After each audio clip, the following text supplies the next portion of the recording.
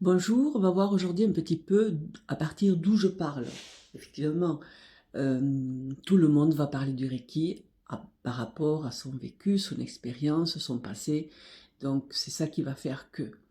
Donc, je vais essayer de faire au plus court, de manière de ne pas trop barber les gens. Mon histoire, on va dire, démarre toute petite parce que j'étais toujours très attirée par l'ésotérisme depuis vraiment petite. À 12 ans, j'ai eu mon premier tarot, par exemple, dans un pays, en Espagne, j'habitais à cette époque-là en Espagne, où tous ces trucs-là étaient interdits. Donc il fallait vraiment que ça vienne à moi bizarrement. Donc je me suis toujours intéressée à l'ésotérisme et j'ai toujours voulu savoir d'où venaient les choses, le pourquoi du comment. J'ai reçu aussi une éducation assez traditionnelle, donc pour ma part catholique. J'ai fait ma communion, ma confirmation. J'étais attirée par l'église depuis toute petite. J'allais à la messe toute seule quand j'étais petite. Jusqu'à un moment, j'ai eu une déclic et je me suis dit, mais il raconte des conneries, ce monsieur. Et je me suis intéressée à d'autres religions comme le taoïsme, le bouddhisme, etc. Pour comparer un petit peu et voir un petit peu. Arrivé, on va dire, à 18 ans à peu près, 17, 18 ans, très attirée par tout ce qui était cabale, je m'étais dit, tu vas prendre des cours avec un rabbin. Mais comme j'étais quelqu'un de très mental, je me suis dit, c'est pas tellement adéquat parce que mon mental va continuer à marcher à fond et c'est pas ce qu'il y a de mieux. Il fallait rééquilibrer un petit peu tout ça.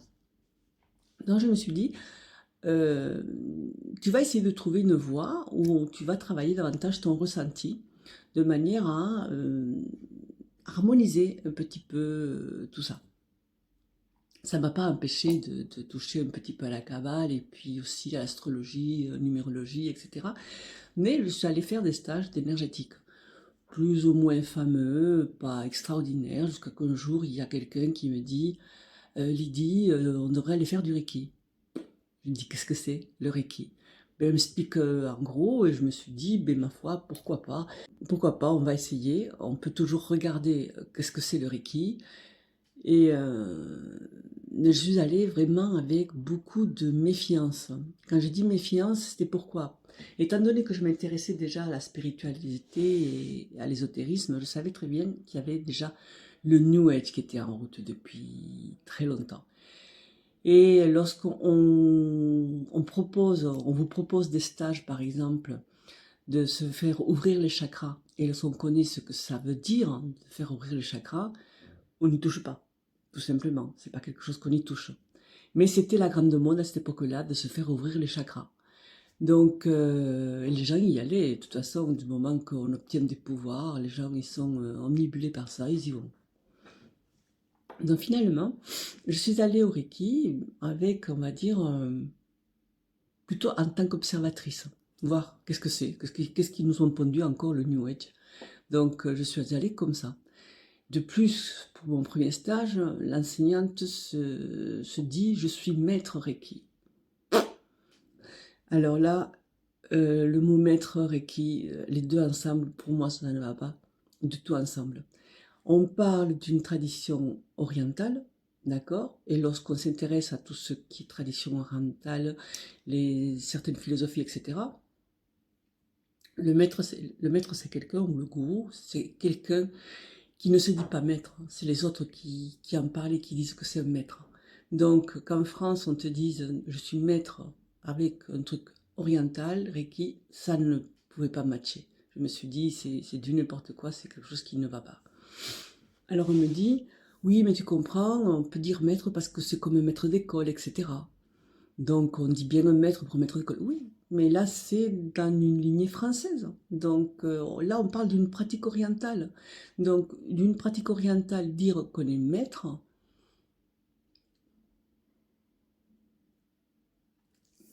pour l'ego c'est très bon. Ça fait du bien. Mais non. Alors à partir de mon maître 65, on va dire, je vais vous raconter un petit peu donc comment j'ai abordé ça. Alors on m'a fait les initiations Reiki. Je pense que mon premier, deuxième stage, c'était avec l'Alliance, parce qu'après, j'ai eu d'autres enseignants. Et donc, j'ai jamais ressenti quoi que ce soit, on va dire, quand on m'a fait les initiations. Il y en a qui se pâment, qui voient des couleurs, qui voient plein de trucs. Moi, sincèrement, j'ai jamais vraiment rien ressenti, sauf au dernier niveau, où j'ai eu l'impression qu'un camion m'était rentré dedans et que j'avais mal partout. Mais sinon, j'ai jamais eu quoi que ce soit. Donc, pour ceux qui n'ont jamais ressenti quoi que ce soit pendant les initiations, pas de panique. C'est-à-dire, c'est normal aussi, d'accord? C'est pas quelque chose, il faut pas avoir à tout prix des sensations, des couleurs, etc. Donc, j'ai fait mes initiations Reiki, et à partir de là, je me suis dit, tu vas jouer le jeu. C'est-à-dire, on te donne des autotraitements. Moi, à cette époque-là, les mains, j'ai pas tellement ressenti quoi que ce soit, il m'a fallu quand même du temps. Mais dans ma tête, je joue le jeu. On m'offre quelque chose, donc tu joues le jeu, et je m'étais donné 6 mois. Pendant 6 mois, 1 an, tu vas faire tes athées tous les jours, parce que les choses ne viennent pas comme ça en claquant des doigts. Hein. Donc, tu vas faire tes athées tous les jours, et tu vas voir qu'est-ce que ça donne. Et en même temps, donc, pendant ces quelques mois, j'ai commencé à rechercher qu'est-ce que c'était le Reiki, etc. Non, pas tout de suite. Ça a été plus tard, lorsque j'ai voulu enseigner. Enfin, j'ai voulu enseigner. Au départ, je ne voulais pas enseigner du tout. Je voulais garder le Reiki pour moi. Et la vie a fait que on m'a poussé vers l'enseignement. Et c'est là que vraiment j'ai commencé à faire des recherches.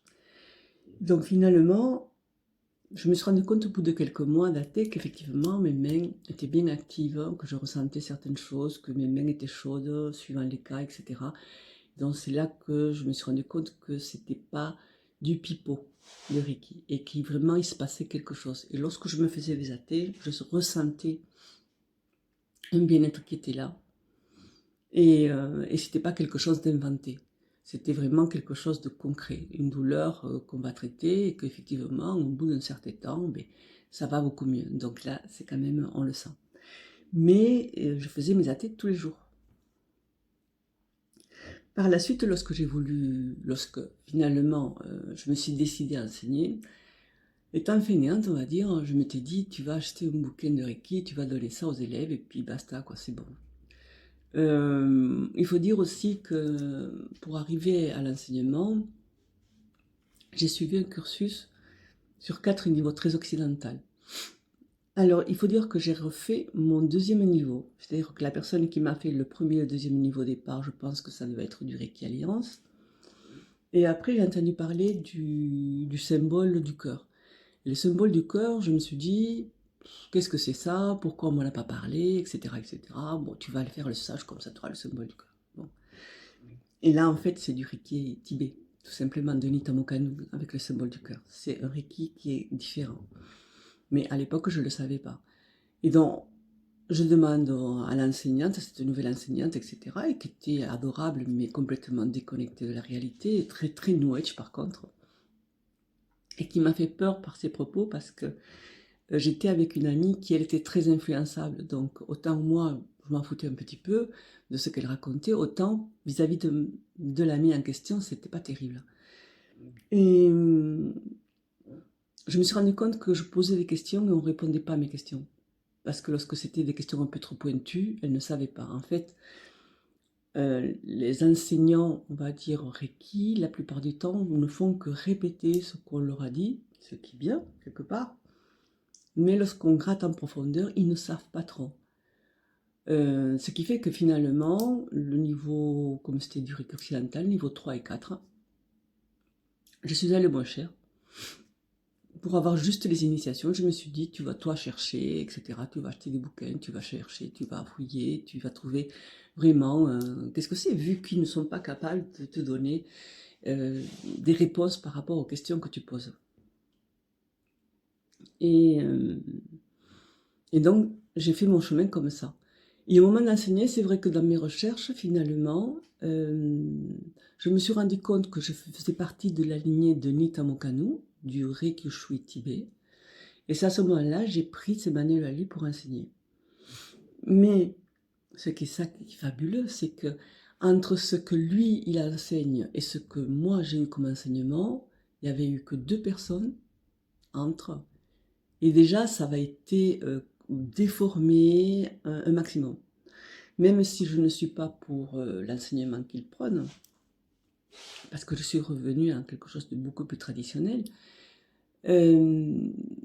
déjà, on n'avait pas respecté ce que lui, finalement, avait donné comme enseignement. On avait rajouté des choses improbables. Donc, finalement, j'ai, en attendant de faire mes propres livrets, chose que j'allais à reculons, parce que c'est quelque chose de très long, mais qui est génial parce que quelque part, on apprend beaucoup aussi, on se pose les bonnes questions par rapport à ça.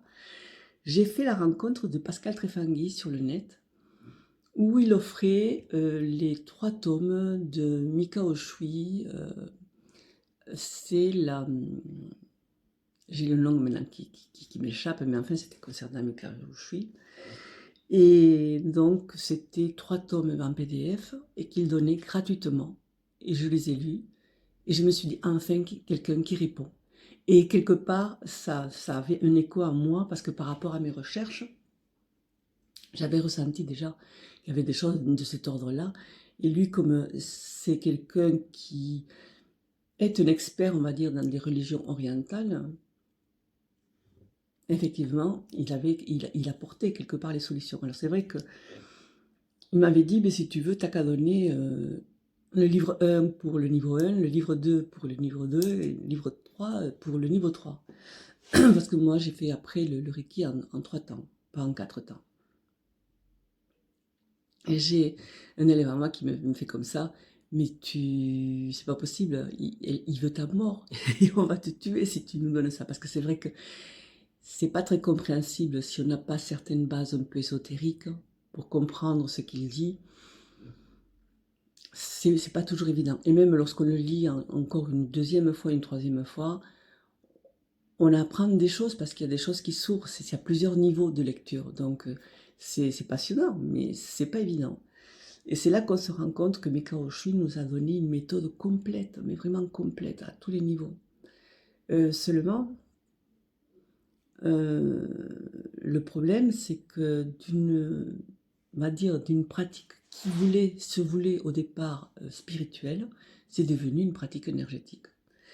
Et donc moi, dans ma lignée, maintenant, je fais partie de la lignée de Pascal Trefangui, parce que j'ai bifurqué, on va dire, sur sa manière de voir le Reiki, et sur cette manière un petit peu ésotérique. Quand je dis ésotérique, ça n'a rien on va dire, de mystérieux, quelque chose qui est horrible, quoi que ce soit. Non, ça veut dire quelque chose qui est beaucoup plus intérieur, d'accord? On ne s'arrête pas sur la forme exotérique, hein, la manière de faire et de voir les choses, mais on va chercher à l'intérieur aussi. Qu'est-ce que ça veut dire? Voilà. Donc, j'espère que j'ai pas été très longue, mais c'était un petit peu pour vous dire à partir d'où j'allais vous parler de ça, avec, on va dire, par rapport à mon chemin, et comment je suis arrivée au Reiki. Et par la suite, on va commencer, on va dire, à parler un petit peu du Reiki dans d'autres domaines. Voilà, à la prochaine!